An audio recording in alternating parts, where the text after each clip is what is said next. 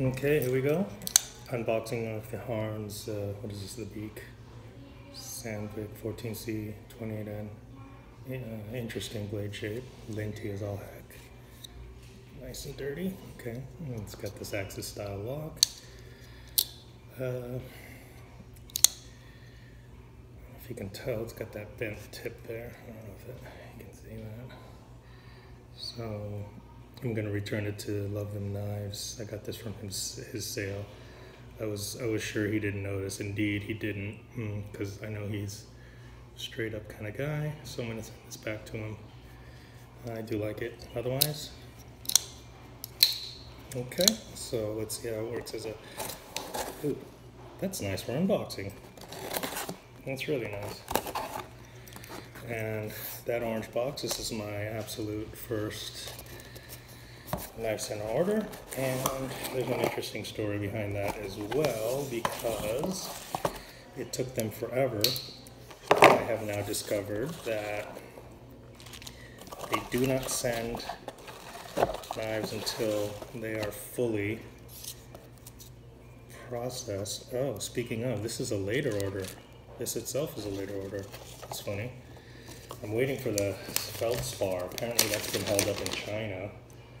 So, oh, yeah. This is a much later order that I made fairly recently. They must have had it in stock. So, once again, they still have not shipped my feldspar. I ordered a bunch of stuff off their Ruger sale a while back. It turns out their policy is they do not send it until it's fully there to order, to send. You have to pay for shipping. So I've always stuck with Blade HQ. Blade HQ is awesome about as soon as they have it, they ship it. So I'll often get my orders in 2 or 3 separate shipping. I mean, I'm okay with waiting a day or two. I know I'm probably unlike the vast majority of their customer base who want their knives right away. So that's just a little warning about Knife Center. Their policy is you got to pay for it if they have to send it in separate shipments. Blade HQ, once it's free shipping, they just send it all out to you at their cost. So they definitely take a hit on that, but they're really focused on customer service. I'm not mad at them for it. Knife Center, at any rate, they don't do that. So there's that. Here is, I'll save the best for last. Let me start with this. So I always hesitated to get this because I feel like this is kind of yesterday's budget knife, but I did finally get the Dozier because it was in pink, and this sucker was on sale for $23. Oh, that is really nice.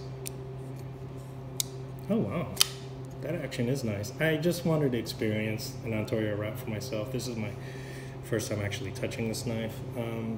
Golly, that blade does look nice, doesn't it? Oh. How did I not know? It's a full flat grind.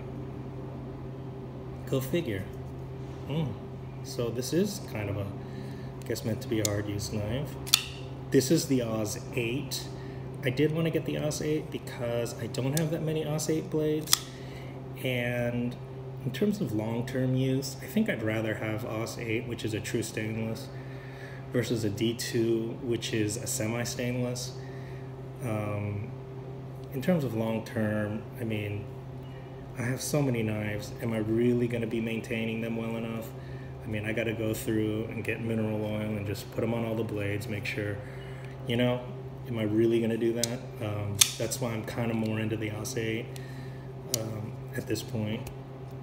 Can't quite middle flick it yet, but I think that'll loosen up. That lock feels pretty tight. Lockup is a little later than I'd like, I think.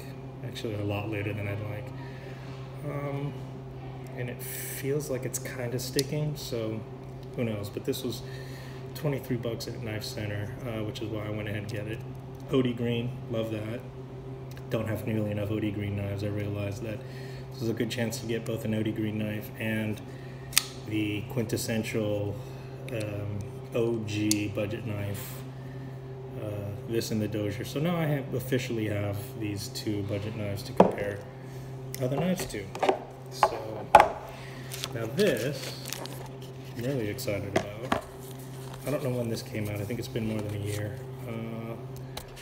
But I'm adding this to my, look at this, look how nicely they packaged that. They really made some effort. Oh gosh, look at that. I mean, that is some beautiful carbon fiber shredded. Ooh, it's smooth. Looks like that's a hex bit, and it's clear all the way through. That's it. It's interesting. That's an interesting design. Looks like it's a liner lock, and probably needs to just be broken in. Lock up, once again, it's about the same, a little later than I'd like. Yeah, I will eventually be able to middle flick that. It's not going all the way.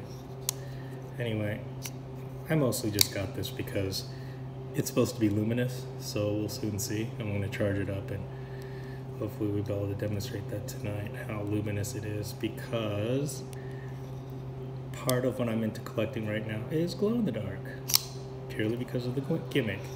Thank you to Frankie and Bird, who gave me that idea. They were doing some Ganzo knives, and there's that Ganzo which I have at home with the 3 little stripes right here that are glow-in-the-dark. That gave me the idea, ooh, I need to collect glow-in-the-dark knives. So now I'm going backwards and getting some of those Rough Rider moon glow knives, you know, those that are left in stock anyway.